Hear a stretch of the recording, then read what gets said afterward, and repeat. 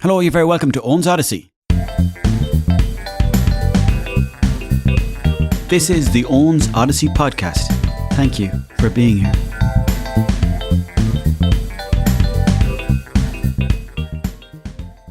Do you like Elvis? Would you be a fan of his? I used to love him. Still love his music. But I seen a movie the other day called Priscilla, and she was 14 when Elvis was 24.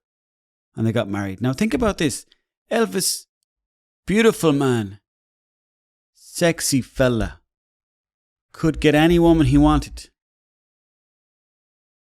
Could get anybody he wanted at any time of the day, at any day of the week, and brought them back there to Graceland and could have had some of the best times ever.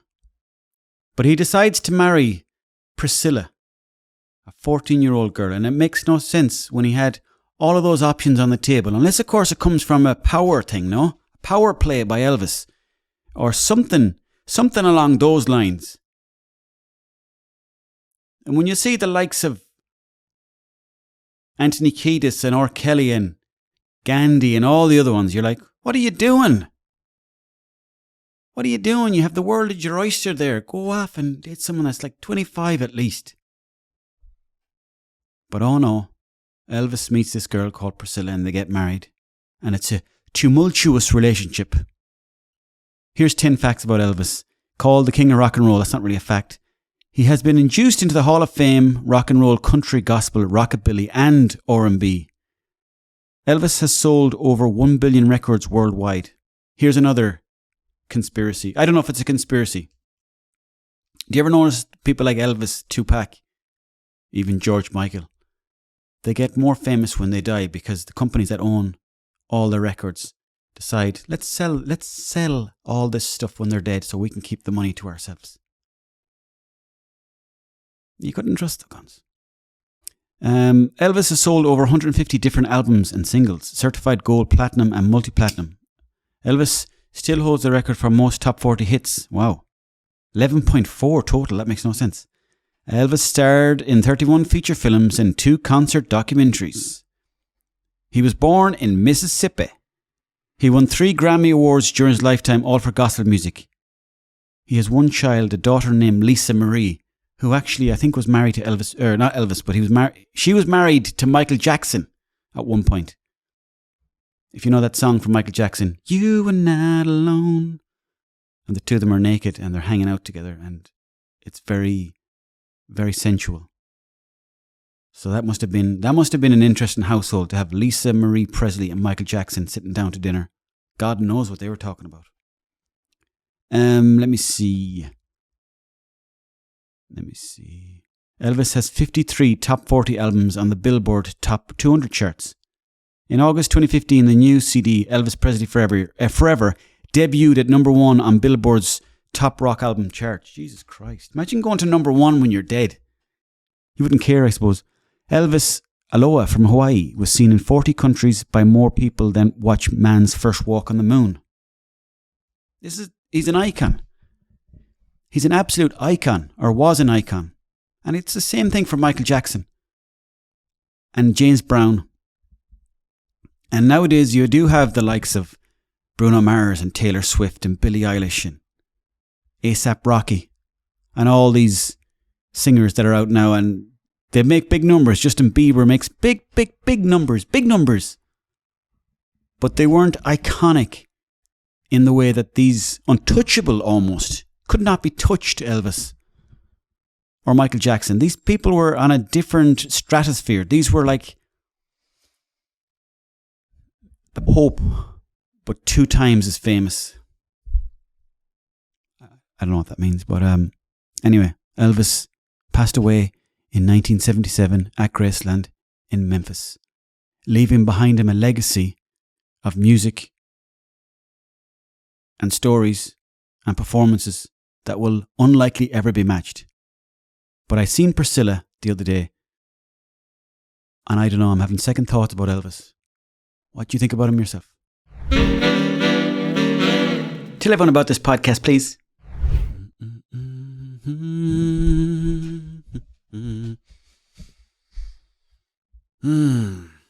Okay, we got a question in as well the other day, and this is a very long question, so we're gonna slowly work our way through it. Dear Owen and Cuz, unfortunately Adam can't be with us today, but he's here with us in spirit. I have a dilemma and was wondering if you could help. Most definitely. I was engaged to an awakened guy I used to go to school with. Okay, we were together for 2.5 years. It's a long enough time to get to know each other. We're now split up exactly 1 year. Okay, so 1 year to the day, maybe not to the day, but 1 year you're finished. We were all in making plans to graduate to next levels with each other, starting a family and tying the knot. Ooh. So you made plans to have kids together and get married, walk down the aisle. Suffice to say, the two of you were in deep. But when I moved in with him near the end, I was working nights at the time and he was working normal daytime hours. He claimed we never saw each other enough. So your life clocks were not in sync, so to speak. After a few months of my early nights in bed and him sleeping on the couch, he eventually went mad and one night lost his shit with me and accused me of being more like a roommate than a wife. Because of course, you were in the bed and he was on the couch and maybe there wasn't so much affection going on. I don't know where this is going. His behaviour in the moment was unacceptable to me, firing his helmet at the door where he slept. He must have a bike or something. We had a face-off and I packed up my stuff and left. I moved out and we broke up this time last year. I also think he may have missed a diagnosis in early years and is exceptionally intelligent and a definitive conspiracy theorist, but maintains that he doesn't deal with theories, he only deals with facts. I'm still friendly with his mom. Okay. We are now in our mid-30s. During the period of being engaged, he told me that his cannabis dealer was his ex and he used to get spruced up to go and get his fixes. So he was going to meet the cannabis dealer and he was throwing on a bit of aftershave. Maybe he was trimming his beard. Coming up to the year point of being apart, I began to get obsessed with twin flame videos on YouTube, thinking that he would approach me to get back together and start over. But he hasn't made any moves in such regard. Now, I was looking at this twin flame stuff yesterday. Twin flames, I thought, was the same thing as soulmates, but it's actually not. Twin flames, also called mirror souls, are terms used to describe a relationship ideology rooted in New Age spiritualism. The concept has seen increased popularity in recent times. It promotes the idea of an intense soul connection between two people thought to be each other's halves. Suffice to say that you don't feel like you're complete unless, of course, you meet your twin soul. Let's just see what the difference between twin soul versus soulmates. Now, you might be at home thinking the two of them are absolute bollocks. Some people are fully into them. The concept of a soulmate is one where a person deeply connects with a different person. Meanwhile, a twin flame is a person's soul incarnated or split into another physical body. Because of this, a person can only have one twin flame while they can have multiple soulmates. Interesting. Very, very interesting. I never knew that before. I'd never heard of the term twin flame before. But soulmate I have heard of many's a time. And it's when where a person deeply connects with a different person. So maybe you could say soulmates. Maybe we've met a lot of soulmates throughout our life. Whether it be in school or jobs we have or friends we have or partners that we've had. I used to believe that there's only one soulmate out there for you. Or that's what I thought that was the way it worked. Now, I personally don't think that myself. I think there's lots of ways you can meet people and connect with people. And, you can have relationships that are working really well and they might not be your soulmate. And you can have relationships that are working really badly. And maybe they could be considered your soulmate. So, I don't know. Anyways, let's get back to this twin flame stuff. You began to get obsessed with twin flame videos in YouTube, thinking that the approach you thought your ex would approach you and get back together and start all over. But he hasn't made any moves in this regard. You said, I do not watch those twin flame videos anymore as I realized that it was unhealthy and I was focused too much on the connection or lack thereof. I would agree with you on that already, but we're going to get into that. We both live in the same area, more or less, being a few miles apart.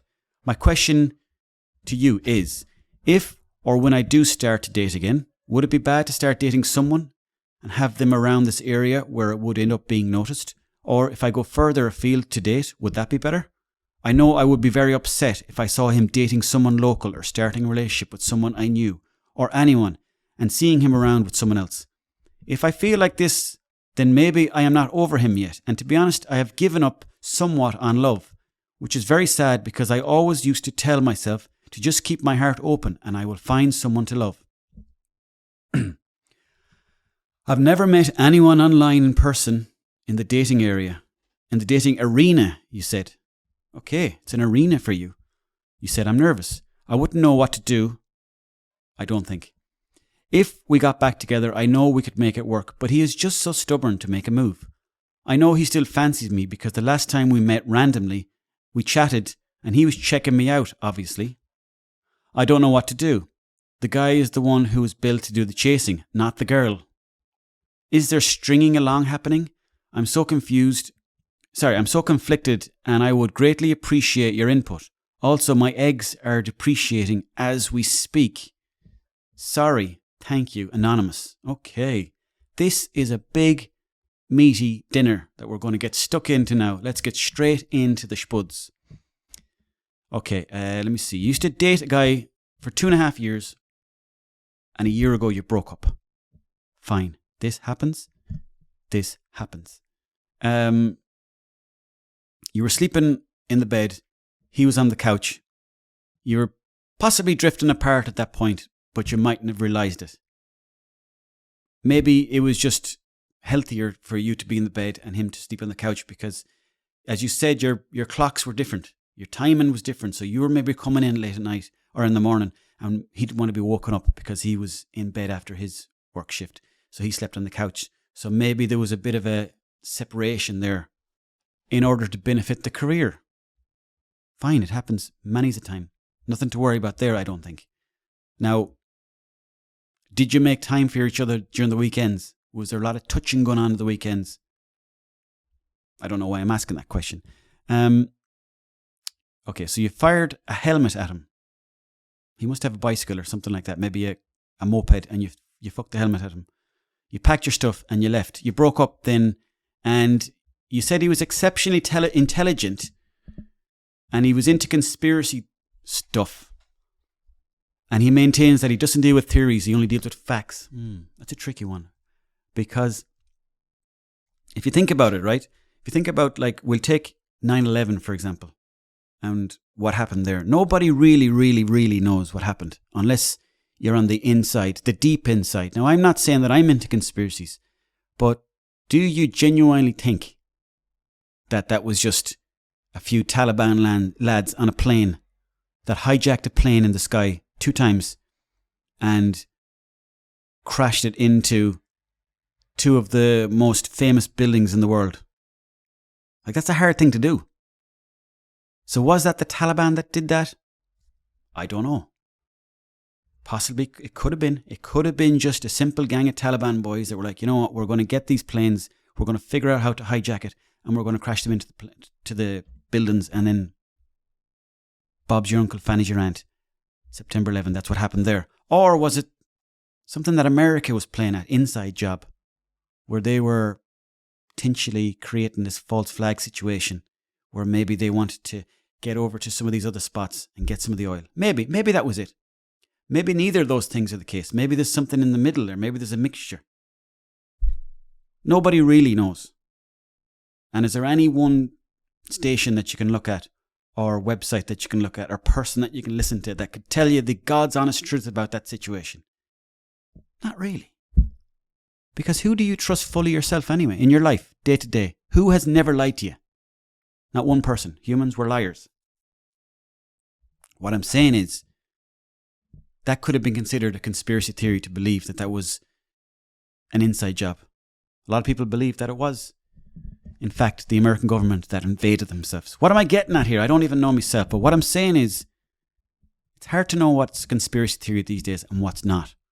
So I'll step away from all that info there. I wouldn't. If he's on about that stuff the whole time, then it could get tiring. I get that. If he's talking about conspiracy theories all the time, like saying gravity is not real, the Earth, the planet is flat, that's for me when it gets a bit too much. But always be open to listening to what people are saying as well. You're still friendly with his mum. Good job. That's great. Great to hear it. You're now in your 30s, during the period of being engaged. Okay, so you were engaged. All right. He was going to his cannabis dealer and he was getting spruced up. Okay. Maybe something was going on there, but maybe he just didn't want to be smelly in front of people. Maybe he just thought this is the perfect opportunity to take a wash. Sometimes when I go into town to meet my friends, I'll spruce myself up a bit too. Throw on a bit of roll-on, a bit of spray, maybe trim a couple of the... so that happens. Sometimes when you leave the house, you just want to spruce yourself up a bit because you feel a bit smelly in the house. I know I do anyway. So I wouldn't worry about that one too much. Now, you started to get obsessed with twin flame videos. And it's similar to the, I think so anyways, it could be similar to the likes of the soulmates stuff and thinking you have a soulmate out there. There's a person in the world out there waiting for you, but it could be anyone. And if you watch some of these twin flame videos, I was watching a few of them yesterday, and it's everything is like, it could be, it might be. Maybe you're two twin flames that match each other and you're perfectly fit together. Maybe you're too similar and then you have arguments. So it's just so vague. It's just like saying, what if a fella from Ireland started dating a woman from a farm in Sweden? Maybe they get on very well, maybe they wouldn't. It's just the nature of the beast that is life. It's so random that you don't really know. So I think in a way the twin flames, even though it's very interesting, I don't think that matters to somebody you meet. I don't think a soulmate matters to someone you meet because everyone has their own subjective view of life and everyone is completely different and we're born different, and we've got all this preloaded information into us from our families and genetics, and they've seen the world differently, and now you're seeing the world differently. Even twins don't see the world the same. So in that sense, I wouldn't worry too much about that. You can find a nice person down the road or you can find your biggest enemy down the road. So anyways, I would say pull back from all that. Now, you both live in the same area, more or less, being a few miles apart. Not much you can do about that. Unless you start dating Turkish men. And that way, if things go tits up, they'll be over in Turkey and you'll be back here and you won't have to see them down the shops. So that's the benefits of dating abroad, I would say. This is your question anyways. If or when I do start dating again, and you should get back up on the horse again and give it a go. And the key to life, it's not just dating, but the key to life, and here I am talking absolute shit. The key to life is just keeping yourself open all the time. Keep yourself open to the energies of the world. Come on in. Come on in, good energy. And saying to the negative energy, stop. Stop right there. I will not let you in. Good energy, come on. Bad energy. Be like a bouncer at the door of your emotional mind. Would it be bad to start dating someone and have them around this area? No, it would not be bad to start dating someone and have them around that area because that's your area. You are your own person. You control your movements. You control your choices. You are responsible for yourself. So if you want to walk down the street holding hands with somebody, that's up to you. That's your choice. Nobody should be ever allowed to dictate if you do that or not. Why should some other person who was a baby at one point grow up to say what you can and can't do? Fuck that.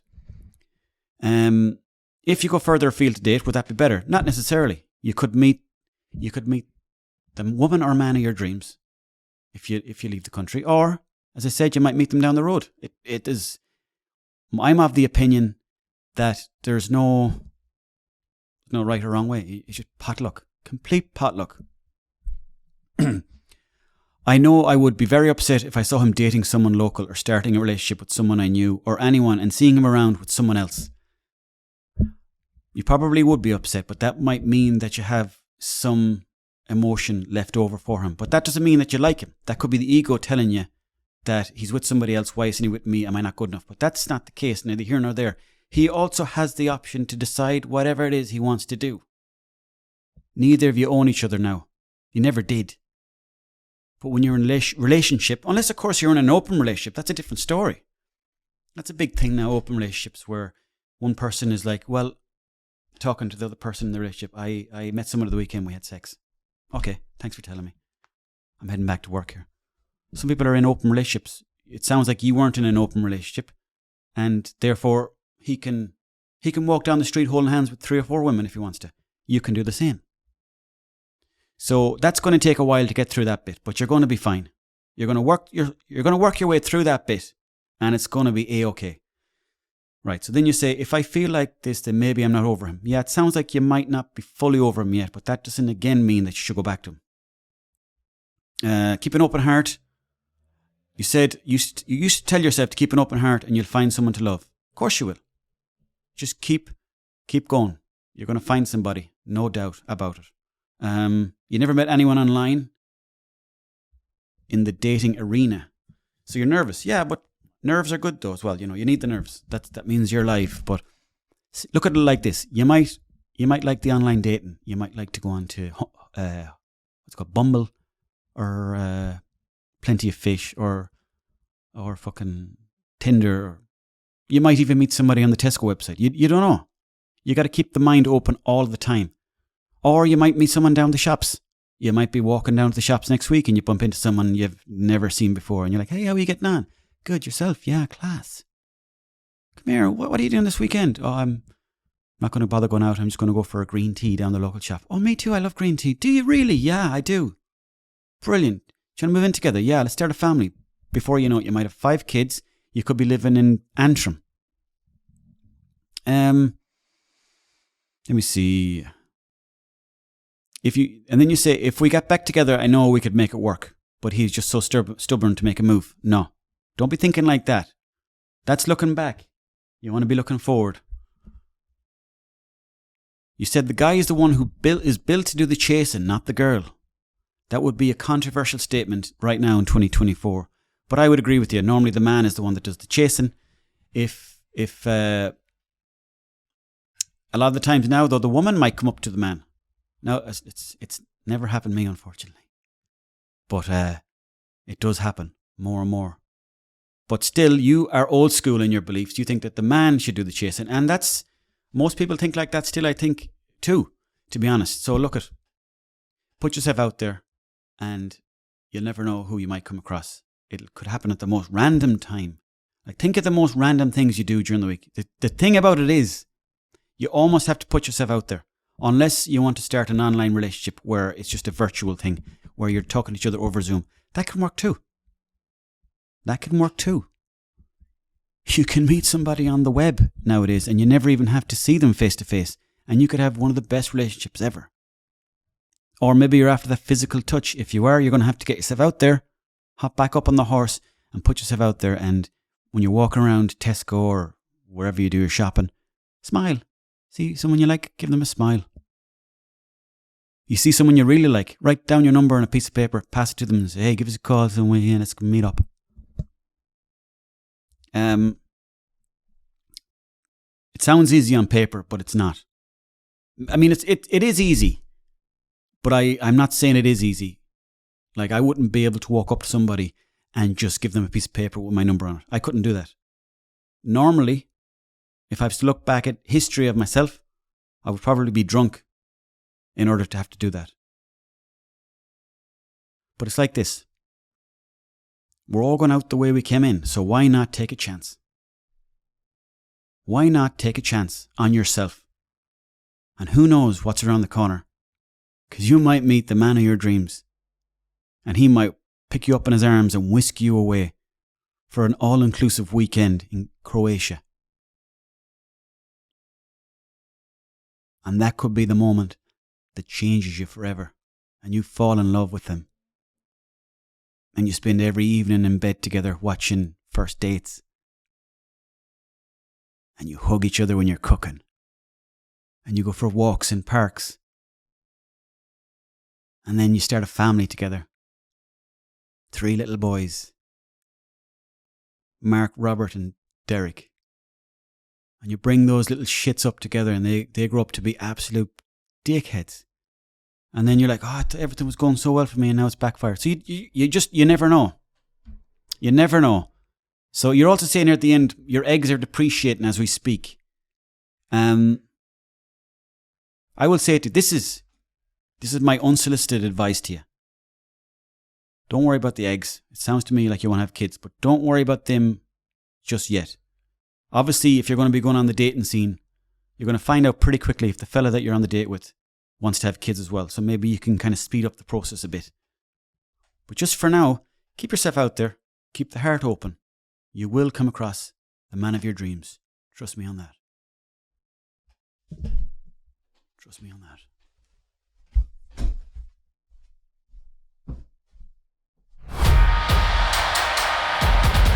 Please spread the word about this podcast. Bonjour and welcome to this week's episode of On the Odyssey. This is a podcast and I hope you like it.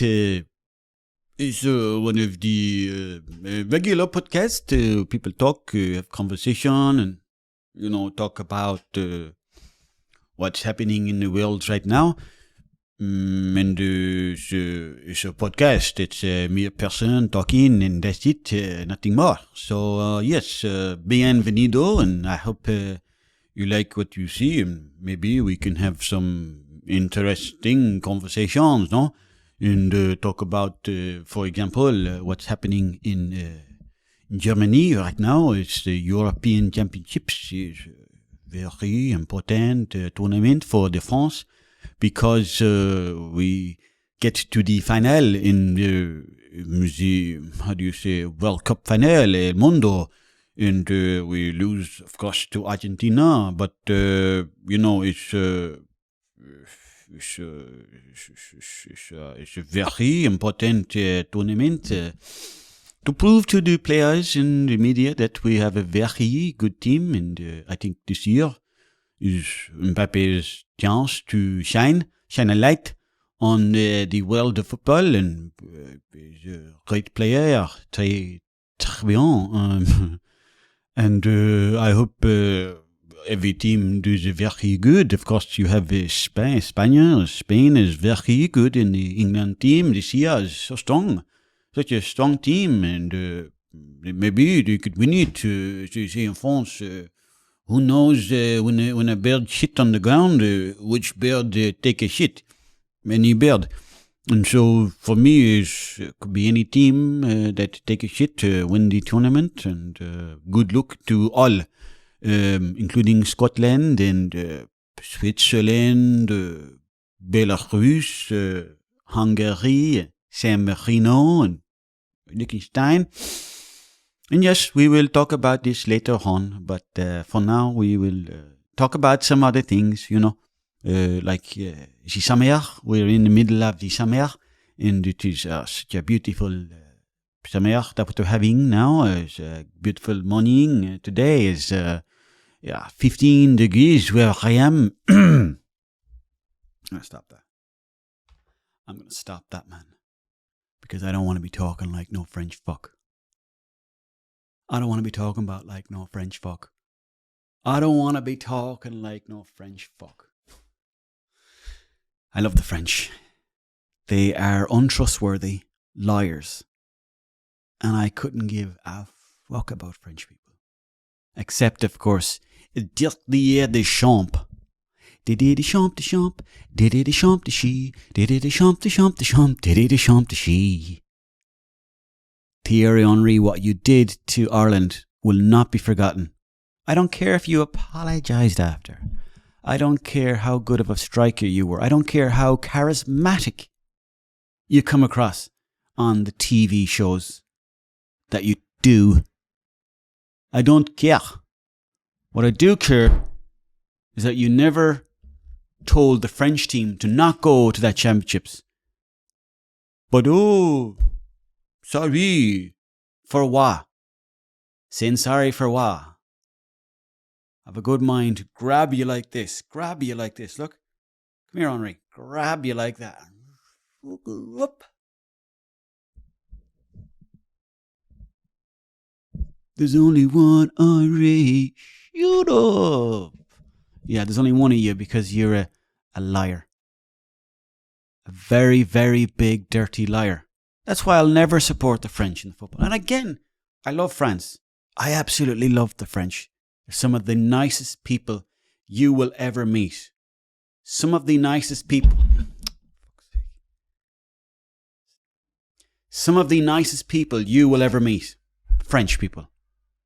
I don't care what anyone says about the French. You go to Paris and the people are not so friendly. That's because they're in the fucking city. And they're walking around stressed off their tits because they've got to pay massive fucking rent bills because the Eiffel Tower is behind them and that's costing them a fortune because no matter how close you are to that big pile of fucking iron, you're going to have to pay high rents. That's why the Parisians are stressed off their fucking tits. So I'm not going to judge the French on that. I'm not going to judge them on the stress that they feel when they're in the city, or El Ciudad, I think is the say in France. I'm going to judge them on whether they lie or not. And Thierry Henry is the creme de la creme of liars. So call me what you want. But I ain't supporting France no matter what happens in this European Championships 2024. I will never support them. I will never support them. And I'll tell you why. It's not just a France thing. It's a bigger picture thing. UEFA Championships, that's what it's all about. It's about the big dogs bringing them in so that there's more people coming in, more money. That's what it comes down to. Cash is king. That's what it comes down to. This is what I'm saying. Think about why China, India, Germany, France, United States all qualify for the World Cup. Because they've got big populations that bring the money in. These UEFA Championships and these FIFA lads, they don't want the small. They don't want San Marino playing football. They don't want Liechtenstein turn up to a World Cup, bringing over about 1,000 people.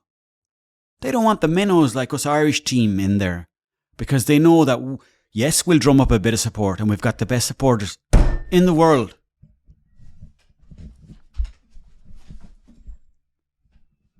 But they want the big dogs in there. Let's call a fucking spade a spade while we're here. Or else I can just leave this. I can go now if that's what we're dealing with. Sepp Blatter, calling you out, buddy. Where have you got all that money, you liary? I can't curse in this podcast because I'll get demonetized. Not that it's monetized yet, but we're hoping to get there. But Sepp Blatter, you snake in the bloody grass. You snake. You snake. I hope Scotland win it. I feel like they're my brothers in arms. Or one of the minnow teams, Croatia. I wouldn't call Croatia a minnow team. Because they're fighting the big dogs all the time. But when you're fighting a bigger dog all the time, sometimes you get bitten, you're like, I can't continue. Can't keep getting bitten. People say Germany are looking strong this year. Why wouldn't they be looking strong? Why wouldn't Germany be looking strong? They've got 88 million people to choose from, or thereabouts. Check Google in a second, but same with fucking England. Oh, they're favourite.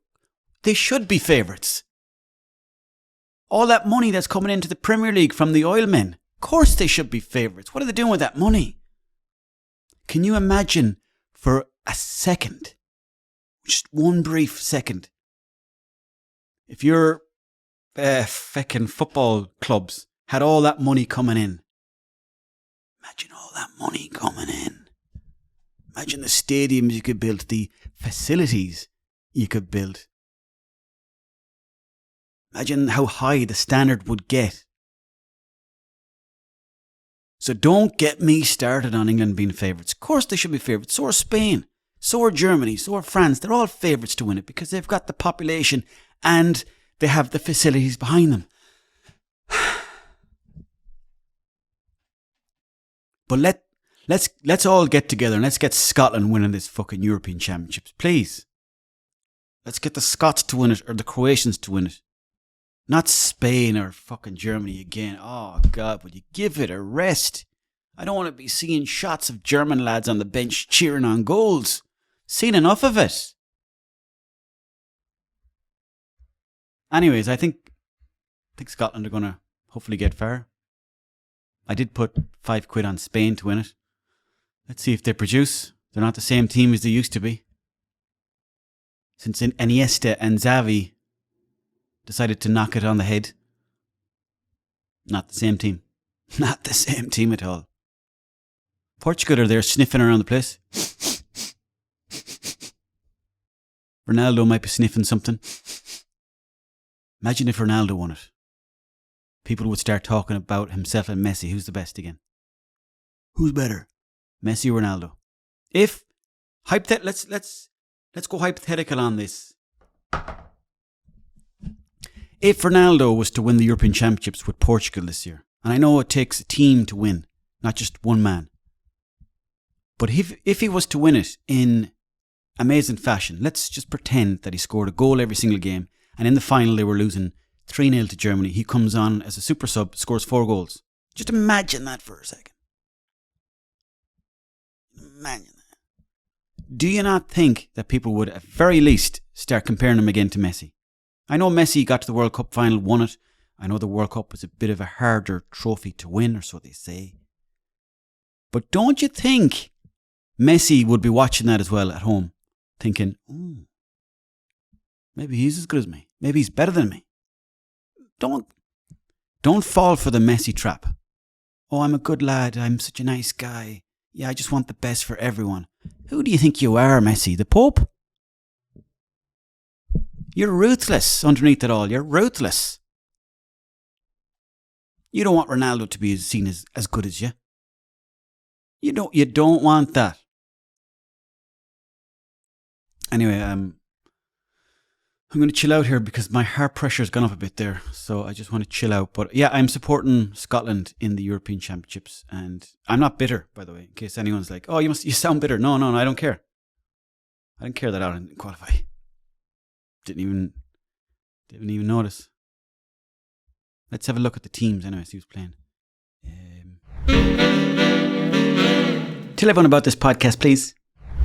Well, that's all we got time for in this week's episode of Owen's Odyssey. Thanks for checking it out. Thank you very much for all the support. It means the world to me. Thank you for all the comments that you've been leaving on the videos below as well, and I really like all that stuff. And I will get through them in due time. And looking forward to seeing more of you and building up this beautiful community that we have here. And I really appreciate each and every one of you for watching these videos and spreading the word. And if you could give it 5 out of 5 star liking, please, on all the podcast forums, or just if anyone asks, to say, oh yeah, it's great, even if you don't like, please. Thanks for watching. See you next week, same time, same place. Bye bye. It's been fun having you here, and it's really nice to have you here with me all the time, in my heart and in my mind, in my eye. The windows to the soul, and the soul is rich in love for what this podcast is bringing me.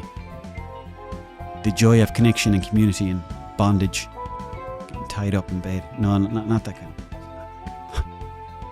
Anyways, I'm waffling on here. Thanks very much for watching. Appreciate it. Take care. This is the Owen's Odyssey podcast. Thanks for being here.